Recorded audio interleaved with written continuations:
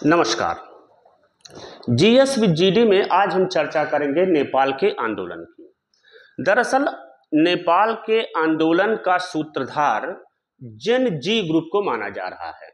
जेन जी group एक ऐसा group है, ऐसे लोगों का समूह है जिनका जन्म 1997 से लेकर के 2012 के बीच में हुआ है। ऐसे लोगों के संगठन को जेन जी कहा गया है। जेन जी ने सोशल मीडिया ऐप पर बैन लगाए जाने के बाद नेपाल में एक विरोध प्रदर्शन करने का सोचा, एक आयोजन किया और इस आयोजन को सपोर्ट करने के लिए एक एनजीओ है हामी नेपाल करके, हामी नेपाल ने इसका सपोर्ट किया इस प्रोटेस्ट का। तो यह प्रोटेस्ट ये तय हुआ था कि काठमांडू में किया जाएगा, काठमांडू जो कि नेपाल की राजधानी है।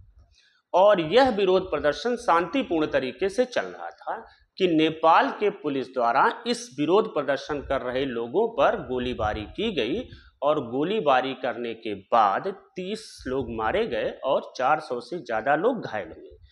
जैसे ही नेपाल के अन्य शहरों में लोगों ने गोलीबारी का सुना, पूरी जनता नेपाल की जितनी थी उसमें से ज़्यादातर जनता जो कि जेन जी ग्रुप के थे, जेन जी ग्रुप का मतलब फिर वही 1997 से लेकर 2012 के बीच वाले, ये लोग सड़कों पर आ गए और सड़कों पर आकर के इन्होंने भयानक उग्र प्रदर्शन किया, जिसमें इन्होंने नेपाल की संसद भवन, नेपाल के न्यूज चैनलों के कई ऑफिसों में और नेपाल के सुप्रीम कोर्ट में आग लगा दी। यह एक उग्र प्रदर्शन हो गया जो कि नहीं होना था।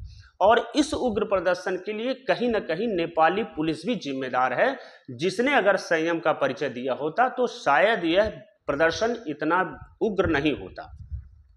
वास्तव में यह विरोध मार्च जो किया गया था वह केवल इसलिए किया गया था क्योंकि नेपाली सरकार द्वारा सोशल मीडिया ऐप पर बैन लगा दिया गया, जिस कारण वहां के लोग काफी नाराज बताए जा रहे थे, जेन जी ग्रुप के लोग।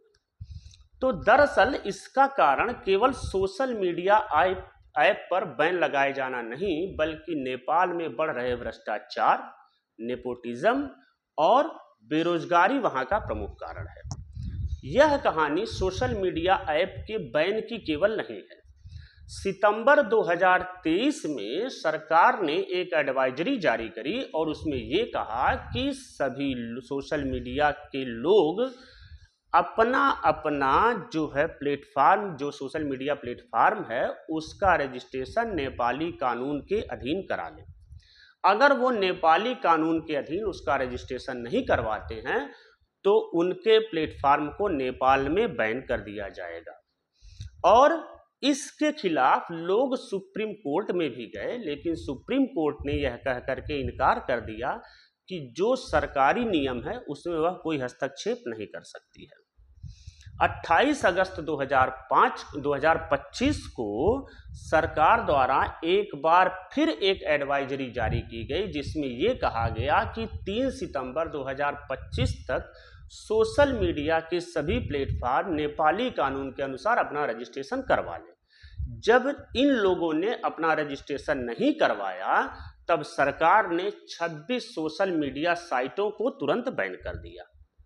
और नेपाल में जब सोशल मीडिया बैन हो गया तो वहां की पब्लिक जो है, वहां की जनता जो थी वो उग्र हो गई। दरअसल ये कहानी वास्तव में शुरू होती है 2008 से। 2008 से पहले नेपाल में राजतंत्रात्मक व्यवस्था थी, जिसके शासक थे ज्ञानेंद्र वीर विक्रम शाह। अगर 28 मई 2008 को नेपाल में एक क्रांति हुई और उस क्रांति के द्वारा लोकतांत्रिक व्यवस्था वहां पर आयोजित की गई और 3 प्रमुख पार्टियां नेपाल में बनी, जिसमें से 2 नेपाली कम्युनिस्ट पार्टी थी और एक पार्टी जो नेपाल में हमेशा से थी, नेपाली कांग्रेस। ये 3 प्रमुख पार्टियां वहां पर अस्तित्व में आई और इन्हीं तीनों पार्टियों के नेता समय समय पर प्रधानमंत्री बनते रहे। 2008 से लेकर के 2025 तक 3 प्रमुख पार्टियां जो थी, उनके नेता, जो बुजुर्ग नेता थे, वही नेता 13 बार सरकार की अदला बदली कर लिए। मतलब कोई स्थिर सरकार नहीं बन पाई। तो नेपाल में जब स्थिर सरकार का गठन नहीं हो पाया तो ऐसी स्थिति में वहाँ के उद्योग धंधे प्रभावित होने लगे और वहाँ पर बेरोजगारी और भ्रष्टाचार बढ़ने लगा। और नेपाल का प्रमुख उद्योग आप जानते हैं कि पर्यटन ही है। हर 5 में से 1 व्यक्ति बेरोजगार है।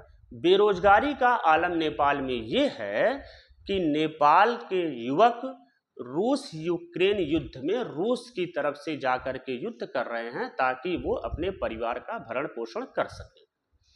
और नेपोटिज्म यहाँ पर बहुत ही ज़्यादा है, क्योंकि जहाँ पर नेपाल की आम जनता बेरोजगारी से परेशान है, भ्रष्टाचार से परेशान है, गरीबी से परेशान है, वहाँ पर इन राजनेताओं के लड़के बहुत ऐश भरी जिंदगी जी रहे हैं, जिसके कारण लोगों में विद्रोह था। और यह विद्रोह सोशल मीडिया के थ्रू ही प्रचलन में था। इस कारण से यह माना जाता है कि सरकार ने इस कारण से भी सोशल मीडिया प्लेटफॉर्म को बैन कर दिया।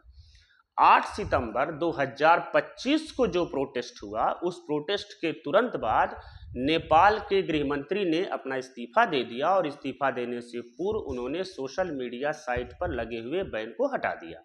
फिर भी वहां की जनता शांत नहीं हुई और जनता इतनी उग्र थी कि वहां पर वित्त मंत्री को दौड़ा दौड़ा कर पीटा गया।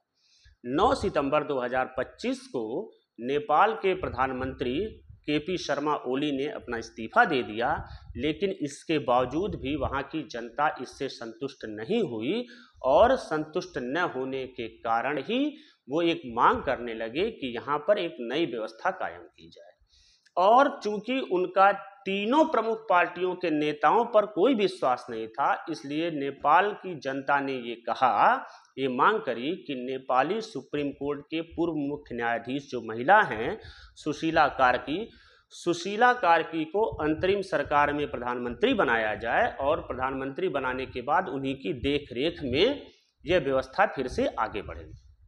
अब सवाल ये है कि लोगों का सुशीला कार्की पर इतना विश्वास क्यों है। दरअसल सुशीला कार्की का जन्म 1952 में हुआ था और इन्होंने नेपाल और भारत के बीएचयू से मिलकर के पढ़ाई की थी। बीएचयू से भी उन्होंने डिग्री प्राप्त की थी, तो भारत से उनका एक अच्छा संबंध रहा है। दूसरी बात यह है कि 2016 से लेकर के 2017 तक यह सर्वोच्च न्यायालय की मुख्य न्यायाधीश थी और सर्वोच्च न्यायालय की मुख्य न्यायाधीश रहते हुए इन पर महाभियोग का प्रस्ताव भी एक बार लाने की चर्चा हुई थी। उस चर्चा को वहां की जनता ने ये मान करके कि सुशीला कार्की बहुत ही ईमानदार हैं और सरकार निहायत ही भ्रष्ट है, तो जनता का बहुत दबाव पड़ा, तब सरकार ने जा करके इस महाभियोग प्रस्ताव को अस्वीकार किया। तो जनता की नज़र में सुशीला कार्की की इमेज एक ईमानदार नेता की है, तो जनता ये चाह रही है कि सुशीला कार्की के नेतृत्व में एक अंतरिम सरकार का गठन किया जाए और वह एक नई व्यवस्था लेकर के आए। तो हालांकि सरकार ने जो 2017 में अप्रैल 2017 में उनके विरुद्ध जो महाभियोग प्रस्ताव लाया था, उसे सरकार ने बाद में वापस ले लिया और उन्हें इस्तीफा नहीं देना पड़ा। तो फिलहाल जिस समय ये वीडियो रिकॉर्ड हो रहा है उस समय तक यही चर्चा है कि सुशीला कार्की को अंतरिम प्रधानमंत्री बनाया जा सकता है। और नेपाल की जो विद्रोह है वो एक दिन का परिणाम नहीं है, उसके लिए कहीं ना कहीं भ्रष्टाचार, बेरोजगारी और नेपोटिज्म प्रमुख है, जिसकी वजह से नेपाल की जनता सड़कों पर उतर गई। नमस्कार।